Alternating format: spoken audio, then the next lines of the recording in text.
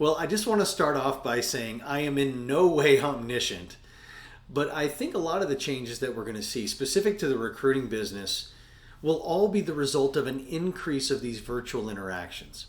Virtual interactions may very well become a normal part of daily life as a result of this COVID pandemic.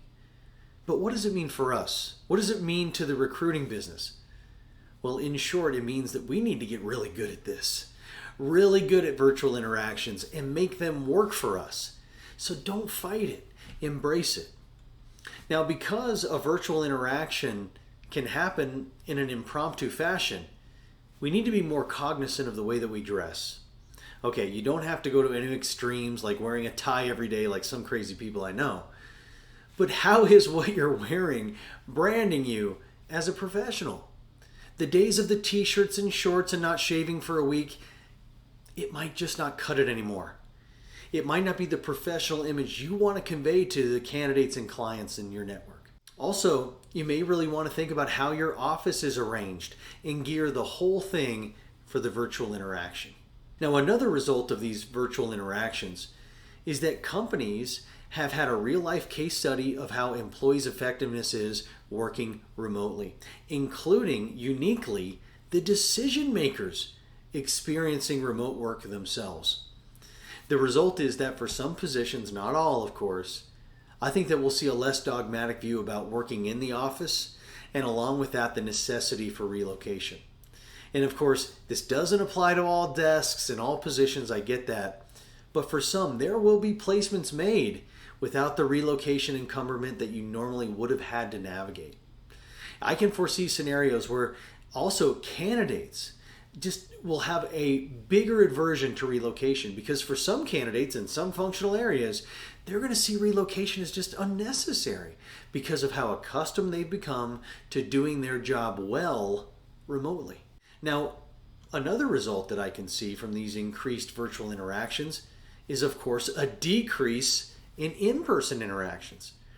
For people in customer-facing roles, access to their customer is going to become harder. And it seems like to me there's going to be a long-lasting extra layer of complexity to reach the customer. Now this, coupled with how amazingly powerful we've all witnessed social media to be over the last several months, I also can see there's going to be a heightened use of social media for customer engagement. So platforms like LinkedIn and Facebook and so on, they're going to become even more inundated with e-marketing campaigns. And for the short term, you may need to follow suit. You may want to up your social media marketing game. But for the long-term effect, I think it's going to be harder and harder to elevate yourself above the noise. Because when everyone has a podcast and everyone has a video blog series, well, then what?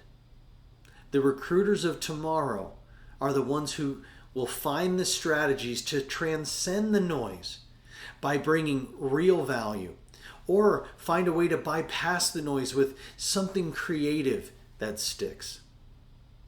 Also, I think the big winners will be the ones who are proactive about virtual interactions, especially with clients. When you have an intake call, schedule it as a video meeting and be the first one to put on your camera. When they put on their camera, watch how big they smile when they get to see you face to face. They're longing for face-to-face interactions. And even if they don't turn on their camera, think about their experience. They're seeing you in your professional attire with a view of your beautiful home office, and they're going to come away with a professional opinion of you. And the experience of a deeper connection will be to your benefit. So don't just call in and stare at each other's initials. That's crazy. Put on your camera. Take the relationship to the next level. Show them pictures of your kids. Show them a trophy that you won if you're talking about your background. Build rapport maybe with commenting about something that you see in their office. Make this scenario play into your hand. Elevate your game to win in this new reality. Embrace the virtual interaction because, like I said, I think it's going to be a big part of our everyday lives. Now, another result of these virtual interactions is that the interview process in the future may be more streamlined and faster, like we're all experiencing now. Companies who have continued to hire throughout the pandemic have realized the time and cost savings of conducting virtual interviews. It's had a huge financial impact.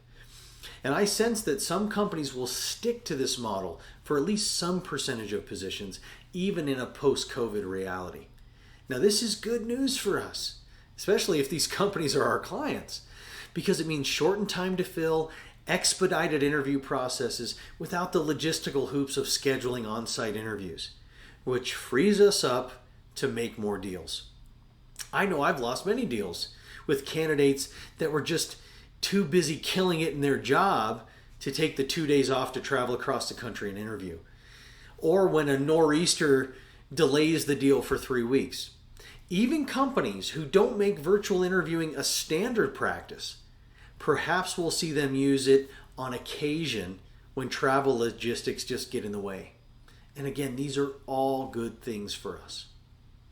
Also, the smart recruiters will tweak their candidate prep calls, because not only do we need to help candidates prepare for the interview, but we also need to help them get comfortable with specific technologies and teach them the best practices about how to take their interview game virtual.